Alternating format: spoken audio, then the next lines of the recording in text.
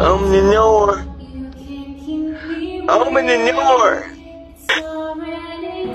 I just rang your doorbell because I have a couple questions for you. What? Are you sure?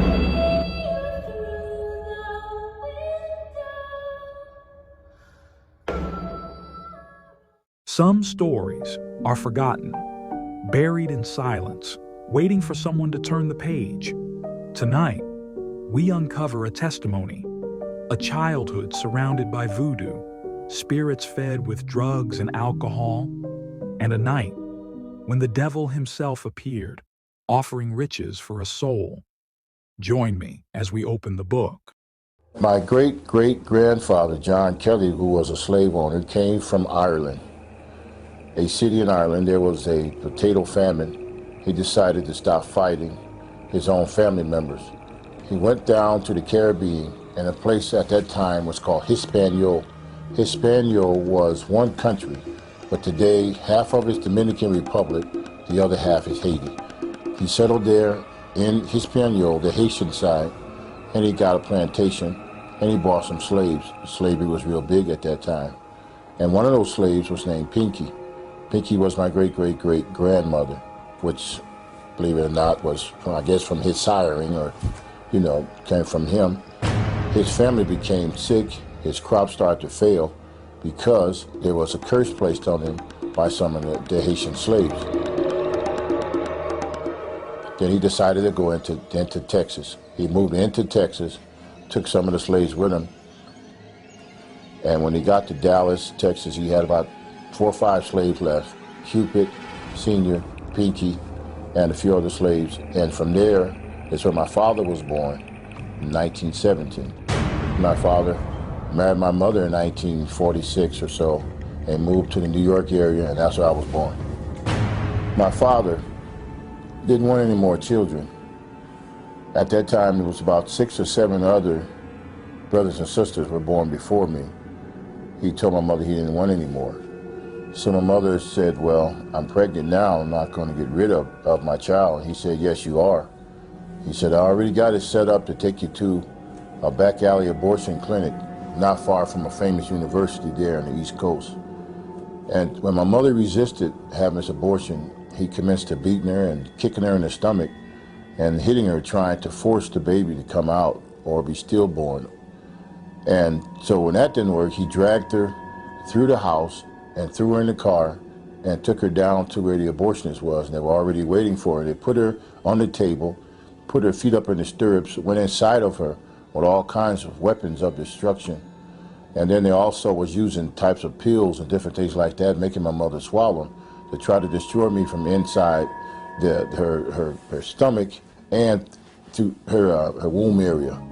And they worked on her for 2 or 3 hours, my mother said. And my mother, she actually felt like there was some hands inside of her blocking me from being destroyed.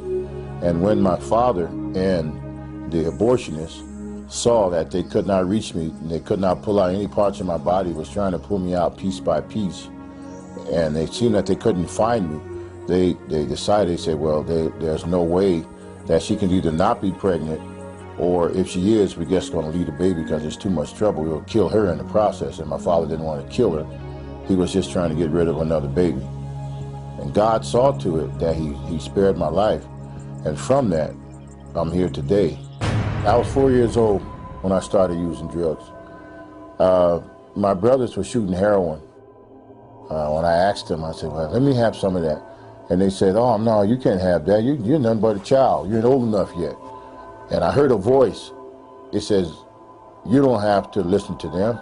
Don't worry about it. I'll show you how to get high. He said, go in the kitchen and pull the chair up to the stove and turn it on and take what I tell you in there. And I'll show you how to huff. And that's the first time I ever got into huffing, was at 4 years old. And he showed me what things to use. And like a professional, I was doing that, getting high every day at 4 years old.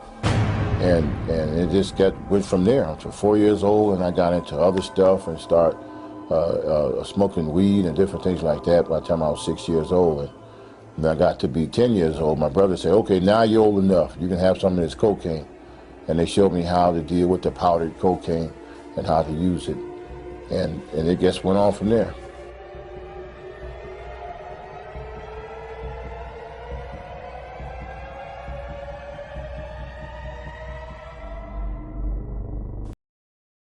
As Curtis grew older, he discovered his family was deeply involved in voodoo, an ancient form of witchcraft with roots in Haiti. In time, he would encounter a voodoo priestess. She promised love, money, and power, but always for a price. The Haitian voodoo priestess, actually, she was a priestess from Haiti who lived in Brooklyn. See, everybody has a territory in witchcraft. It's just like drug dealers got a territory. Well, witches and voodoo people, they don't overlap a lot of times. They have they say there's enough customers for everybody to go around. So she worked under my dad. She would act like she was a church evangelist. She would call meetings at our house, and she would have women that come who have lost their husband. Not so much lost him because of death, lost him because he left her. And she would tell them, you say, you want to get your husband back? I got a potion for you, I got juju for you, I have a fetish for this and that and the other. For every problem she had a solution for you. And she was teaching me how to do the very same thing. She said, you are the seventh child. You are the seventh child of the voodoo priest, and you're chosen. And she told me, she said, you weren't supposed to be aborted or sacrificed. You were supposed to be taught. And I didn't understand any of those things, what she was talking about, but I found out later what she meant. She meant that my father was trying to abort me, but actually he was supposed to save me for me to go down to be trained. And that's what she said. I'm here to train you so you can go down to Port-au-Prince and do work under Papa Doc Duvalier and in the palace there in Haiti. And that's what she came to do. She came to train me. She was my teacher. Curtis continued his training under this high-ranking voodoo priestess. But even at an early age, he sensed that every gift of power carried a terrible price. In Connecticut, Curtis drifted into drugs and gangs. Voodoo became central to that life. Yet despite the money and the influence it brought, Curtis soon began to see its darker side. She taught me what the love potions were, how to use them, how to slow a person's business down. As far as if you wanted to work a person over real bad with pavor nocturnus. Pavor nocturnus is a really bad thing. Night terror. She showed me how to put a person in nemos. Nemos is to put a person in a vicious spiral that they can never get out of. And the more they pay you to cast a spell off of them, the more they get wrapped into the spell. It's called Nemo cycle. And she said, you keep a person in Nemo cycle, you'll never be broke, because I got to keep coming back to you to get another spell and another spell, get them off of that spell, another spell off of that spell. And she was really, really a wicked person, and she was into control, manipulation, and keeping the person bound and attached to her. And that's what she was teaching me. She taught me, so many things, but those were one of the main two things that she was teaching me. And she took advantage of them not having a whole lot of money and trying to get over real fast. And many of them, they were into the occult. They were not witches, but they believed that if God took too long, the occult would get it right now. They wanted that quick fix. And she was there to receive them. She's like a catcher's mitt, there to catch you, And at $20 back then was a lot of money, $20 not like it is now. That's just a tip now. But $20 back then was a lot of money. And she would charge like $20 to say you had like I said, a condition, physical condition. And what they would do with your physical condition, they didn't have the power to heal you. If you had a cramp right here, they would remove the cramp from here and they would put it down here in your knee. They would shift it. Shift it. There's witchcraft called shifting, where you can't heal, you don't have that power, but you shift. And they teach me how to shift things from here to there. I move it over here. And what you do, you get a whole lot of people together in one room, all miserable, all suffering. You charge them $20, and you don't give them all of it. he give them a piece of the information to keep them coming back. And as a child, I stood there and I watched and I said, this lady sure can control people. She has a very crafty way of controlling people. And many of the people that she was controlling, they went to church on a regular basis. She would say, oh, isn't God good? Oh, don't we praise God today? And I would stand off in the corner watching it. Oh, isn't God good? But see, I can run up and down the stairs and see, and bring her supply of witchcraft stuff. You know, bring me this, bring me that, and bring me my pouch of this, or bring me my this, bring me my oil, bring me this. And I would bring this to her, and the people would give her the money, and she would give them this pouch, and they would go home, and I would watch husband after husband, boyfriend after boyfriend come back, because as usual, she was using. One day, the voodoo priestess revealed a doll to young Curtis, a doll said to possess strange and paranormal powers. Remember back in those days where you pull the string and the doll would talk? Well, she didn't have to pull the string for her doll to talk. The doll would just talk to her, and she would talk back to the doll.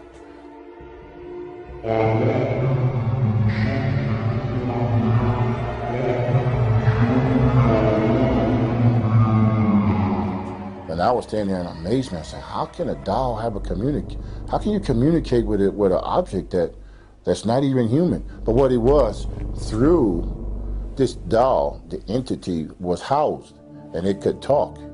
Okay, it's a spirit that goes inside of an inanimate object and could actually communicate. It can spin his head around, it can flap his eyes, it can move his mouth. But when you go to approach it, it just sits there. It'll just sit there and not move. But when she talked to it, it communicated. It told her what person is coming tonight and what problem they had, because it's a familiar spirit. That spirit can leave that doll, run to a person's house in the neighborhood, and show them each one of their problems, or show her each one of the people's problems. Case in point, one time in particular, she was doing another meeting at our house, and the doll told her certain things.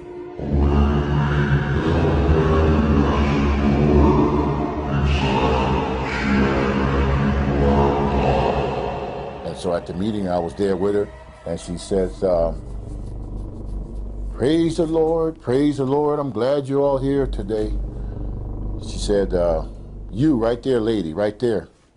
She said, you have a dresser drawer in your house. And inside of that dresser drawer, you have this, that, and she itemized everything that was in her dresser drawer and never been to her house. Now, most people go to church and say, oh, that's a spirit of prophecy, hallelujah. She started hallelujah and going on. And I was there like a child like this. Okay. Lady, if you only knew, this is witchcraft, this is sorcery, that's a voodoo priestess there. And you know what? It wasn't free. The offering would grow then. Every time she would prophesy, I call it prophesy to somebody out of God, the people would just throw money at her, As Curtis sank deeper into voodoo, he began to fear the strange apparitions that appeared within his own bedroom. The voodoo priestess came into my room and set up all her fetishes and paraphernalia in my room. And when she did that, then those things start coming through the floor.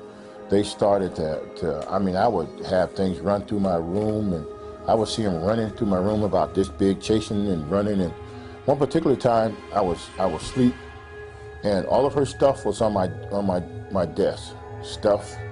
This stuff, these powders and all kinds of things, and parts of animals and hair and fingernails and all those things. That's why you got to be very careful who you give your hair and fingernails to.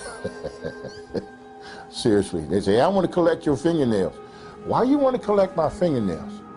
Oh, I gotta do something. That's okay. Oh, I want to get a lock of your hair. Why you want a lock of my hair for? You know, oh, I just want to, why you want a lock of my hair? No, I just want to, so be very careful who you just keep your eyes open on some of those things, And so she had my dresser drawer off filled with all kinds of stuff. And one day I was laying down and I heard something shaking under my bed. I said, what in the world is that shaking under here? So I woke up all the way and I turned the lights on. I said, what can this be shaking under my bed? What is this? So I looked under the bed and then I saw my dad. I said, Dad, what you doing under this bed? What's going on? You know, to myself, I said, you sort of old to be playing these kind of games. You know, it's late, go downstairs and go to sleep. He didn't say anything, just got a grin on his face like this. And his skin tone was green and he was all scaly. And I had never seen anything like this before. I said, Dad, what kind of stuff is this? And then he came out from under the bed, and the more he came up, he had the top torso part of him, but the bottom of him was like a fish's body, green scales like a fish. And he came up and he smiled at me and he laughed at me. And then he did one of these numbers and dived and went right through the floor. And at that time, I freaked out. I said, oh my God, this lady is really, she's turned this room into a horrible place. And I got up and I was so scared. I said, oh my God, what is this? Wow, what is this? Wow, I didn't know this was all involved with this voodoo stuff. And as I was sitting on the edge of the bed with the light on, I heard something in the closet. And I said, oh, now what is this in the closet? I opened the closet door, and there's about 2 or 3 little imps running, just running. And they running right through the wall. I said, oh my God. And all that night, I get set up on the bed. And I was too afraid to go back to sleep. I didn't know what to do. And I said, my God. I said, wow, what am I into? And then that next day or so, she came back. She didn't stay with us all the time. She would go to New York and come back, go to New York and come back, which was only like a half-an-hour drive where we lived. And she said, this is where she told me. She said, you know, you're a chosen vessel, that you're a Haitian. I didn't know anything about Haiti at that time, only 6 or 7 years old. She said, you're a chosen vessel and you're going down to the palace with Papa Doc. So I didn't know Papa Doc from Hippity Hop. I didn't know what it was. From an early age, Curtis Kelley was schooled in voodoo. But as his wealth and power grew, a dark presence appeared, demanding he pay the ultimate price. Well, I know there's one. It's called Big Face. This is a very serious thing because it makes you, this spirit, this ghost spirit thing, or called Big Face. It'll make you an offer. His job is to make you an offer to sell your soul outright to the devil. Sell your soul outright. So you could be around the perimeter, messing around with certain things, and witchcraft and voodoo and Obeya, Santeria and stuff like that. You can be on the perimeter. But they want you in wholeheartedly, all the way in. They don't want you just playing around. They want you all the way in. And they'll send certain spirits out there to do it. And this was one of those spirits. And they said, come into the closet. And I went in the closet like he told me. He said, shut the door. Now I had to move some of the clothes around the closet, hanging up on the hangers, and shoes in the way, of course, like closets are. And it says, join us. Join us. Bring your whole self into this. And I said, I thought I was already in it. Didn't you just see what I saw the other day, climbing up and jumping, stuff running through the closet? I thought I was already in it all the way. He said, join us. He said, give us your whole self. I said, how in the world can I give you my whole self? I'm just a child. I don't know anything about giving my whole. He said, say these words, and then you can join us full-fledged all the way. And then when he said that, all the clothes disappeared.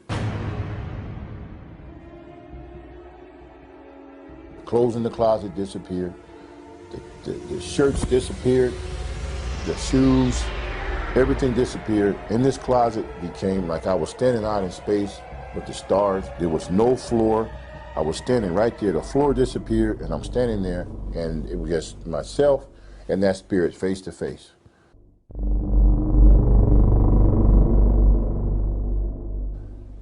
He said, if you give yourself totally, he will give you power. You'll have money. You'll have all the girls in the neighborhood plus. You'll have so much power that the politicians will respect you. The government will respect you. And you'll be able to go through walls. You'll be able to go into the bank and grab all the money you want and come right back to the wall. All you have to do is say yes. Give yourself to us totally. That God, that thing you heard of God, he's no good. He can't help you anyway. If he could have, he would have stopped us a long time ago. So that's showing you, you give yourself to us and we'll take care of you. And I stood there face to face with that thing, and it seemed like I heard another voice, a teeny tiny little voice, about the size of an ant almost. It said, don't do it. Don't do it. Don't do it. Don't say yes. Don't do it. And I didn't know who that voice was. I had never heard it before. But it said, don't do it. Don't do it. Don't do it. And that big face thing, that big spirit with that big ugly face, it was trying to show me, it showed me a vision of money and power and all of these different things. But that little voice said, don't do it. Don't do it. Then I said, no, I started doing like this. No, thank you. I'm gonna stay right like I am. I'm not coming here long into this, like you talking about. And they said, and he started screaming, why? Come do it. We'll give you everything you want. And I said, no. When I said no, the floor came back, the clothes in the closet came back. I opened that closet door, and I said, my God, what is going on here? And I never listened to that thing again. Because what it does, if you say yes, you sign a 10-year contract, or you sign a 20-year contract and agreement with them, it'd be like most people that you see that's getting involved with it. The 10th year, they come get you. The 20th year, they come get you. They kill you right on that 20th year. And it happens. I can name some people I know of that did what that thing invited me to do.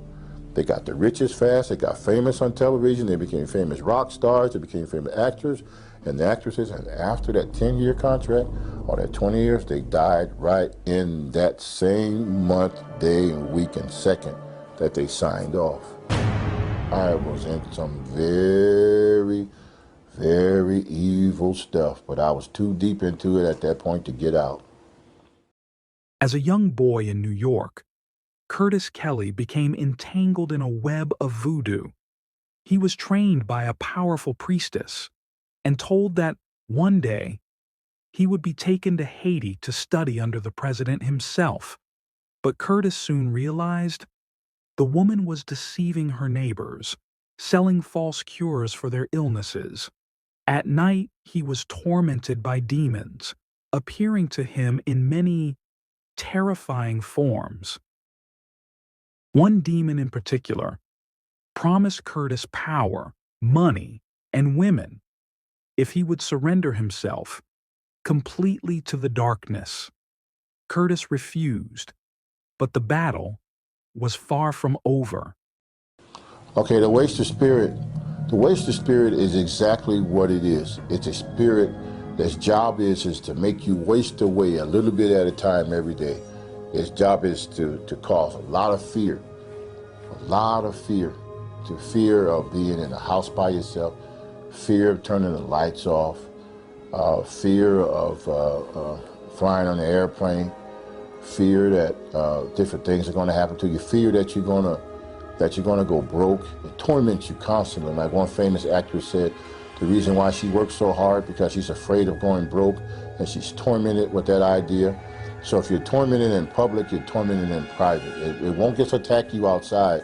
It starts in your house. They love to hang out in closets and under beds, and their main target a lot of times is children.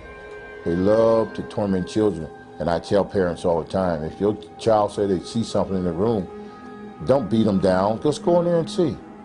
You know, let the waster spirit, this actual spirit, let them know that this child is not alone anymore. Now the child got some help. Go in there. If you're born again, spirit-filled Christian, take your bottle of blessed oil and anoint the threshold of that room. Just like Moses did the death angel. It's not the death angel, but it still torments. The death angel, you know, that came to do away with you. What this thing does to slowly pick at you until you are nothing but Just a bag of torment. If the wind blows too hard, you'll say, what is that? What is that? That's the job of the waster spirit. It does what it says. It comes to waste it away. It's in the bed. It's in the closet, and it's also known around the world as the boogeyman. That's his name, which comes from the Caribbean islands, the bogey. They used to call it the bogeyman. And children who were bad, they used to be threatened by the parents to say, if you don't be good, you know, they would say, Mom, if you don't be good, Mom, Mama's going to take the boogeyman after you, Mom. You know, that's in the Caribbean. And children would be afraid, but by the time they got to America, it went from boggy to boogie, you know, and it is a spirit, and children are tormented by it. And then people call the waster spirit in the church. Many church people have the waster spirit to where they can't sleep at night. They're tormented. It takes your sleep away from you. It'll actually take your sleep. You wake up in the middle of the night over and over again because you're under attack of the waster spirit. Say over in Europe, in some parts of Europe, they call it tantu. It means household ruler. And when a person dies, and this is why this thing is so creepy. When a person dies, especially the man or the father, what the waster spirit would do, it would take on the appearance of that person, and it would walk through the house, and then you would feel your bed go down. You would feel the room always cracking, pops, and like doors closing when nobody's in the house. That's the waster spirit, and it just looks like the face of a ugly person. Sometimes gray in appearance, sometimes brownish appearance, big ugly cold eyes that never look to the left or right but stare straight ahead. Even though he knows you right here, if you see him, he'll just stand straight ahead, like disregarding you being there. Even there, he's there to torment you, but he's not to paying you no attention because to him, you're not nothing. He's just coming to destroy you. You're in his house. He's going to look right at you. I've seen him face to face. I've talked to this spirit from time to time. It's very big hand. One finger is as big as both of my fingers put together on one hand. They're very big. I was even touched by them as a child. Told me I was supposed to do certain things for him.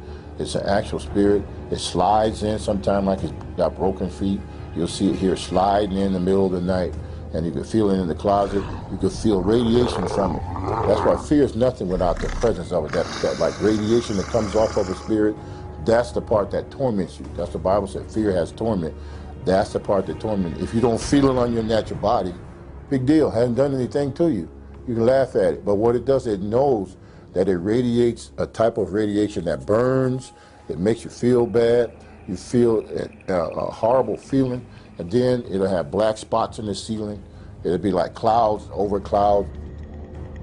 That's when you know that waster spirit is in your house, and there's millions of people around the world who are tormented every day by a waster spirit. They can see its actual look, like the face level of a man, because these are fallen spirits, they're fallen angels, you know, and they have an appearance like some of them have a male actual appearance. They look like a man with the eyes, nose, and mouth. But God has not given us that spirit of fear, but power, love, and a sound mind. And they love secrecy. They love it. They love for you never tell anybody that you're tormented. Don't say anything. Nobody's going to believe you. See, and that person that you want to tell, he may be tormented too. See, so there may be three of you tormented in the same room, but he said, don't tell, because he doesn't want to be brought to the light. They hate the light. Any kind of light, they hate it. They hate it. They actually hate it. And that's why they don't want you to turn on any lights up as far as knowledge of people knowing that they exist, or the house light. They don't want it. Curtis Kelley used voodoo to his advantage, but was also attacked by the same demons which gave him money and power. Kelley became aware of his own father's involvement in an occult club which practiced astral projection. My father's friends, they were very demonic. They come from a very demonic elite club. Everybody couldn't join or be involved with that club. You had some doctors, you had some lawyers and judges and people of high esteem in the community were involved with this occultic club. My father was one of the ringleaders of this. And I remember many times in the middle of the night, I would hear downstairs, we had up and downstairs house, and I would hear a party going on downstairs, and I wanted to be involved with it. And so I would get up and I would go downstairs, down the flight of stairs, and when they would hear me coming down the stairs, they would say, "Oh, here he comes, here he comes." And they would, I would see as their feet and everything went right through the wall, solid wall. And I said, wait a minute, how is that possible? And so they would come back again, and so I said, okay, I'm gonna sneak down there and see who these people are. And my father would be entertaining them. And they would be partying, smoking, drinking, laughing, making all kinds of noise. But when they would hear I'm getting close, they would say, "Oh, here we come." And each time I come, I would see more of them. And they could actually just come right to the wall.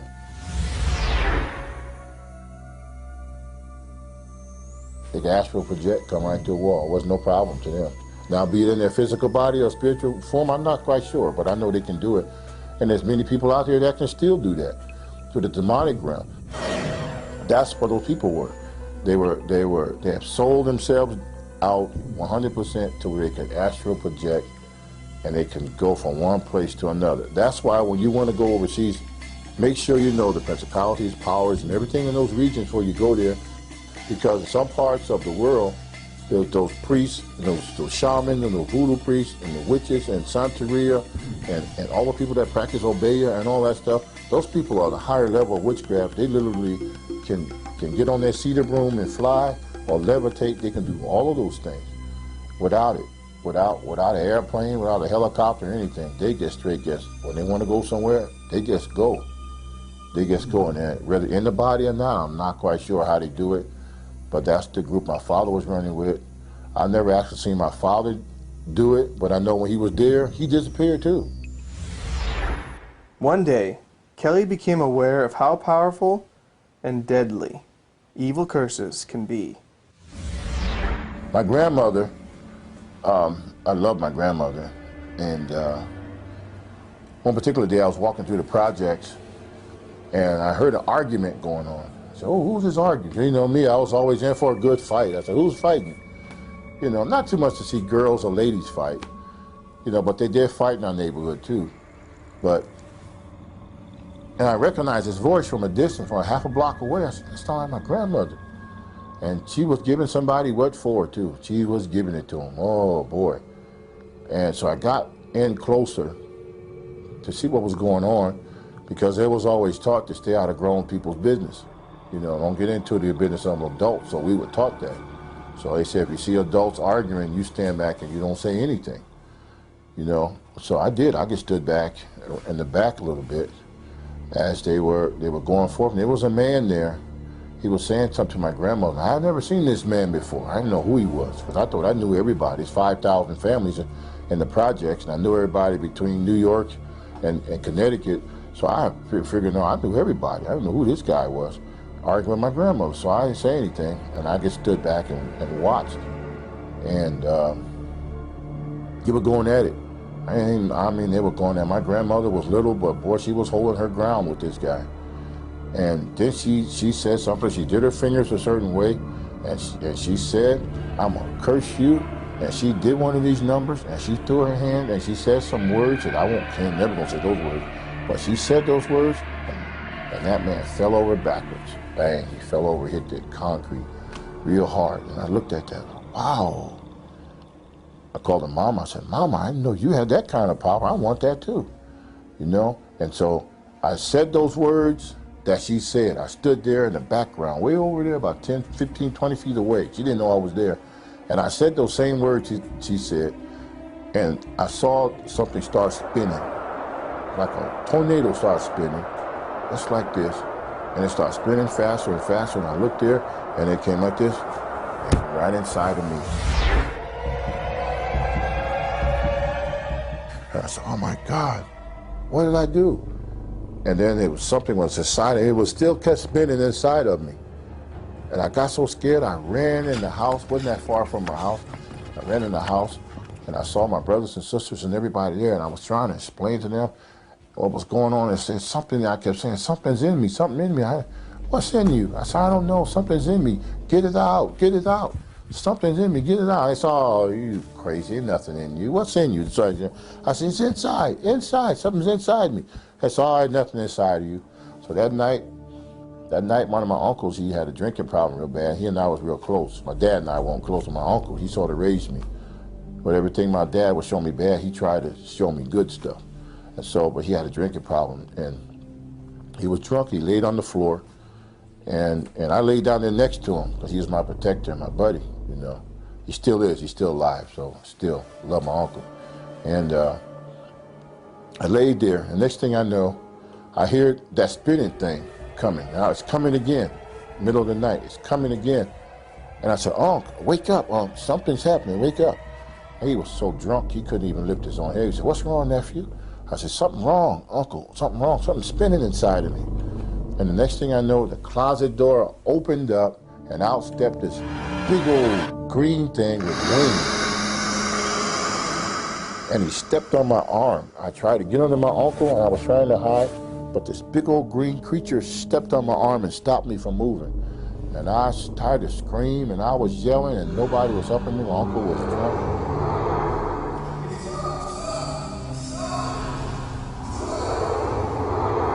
That started a whole new thing from those words my grandmother was doing, putting the curse.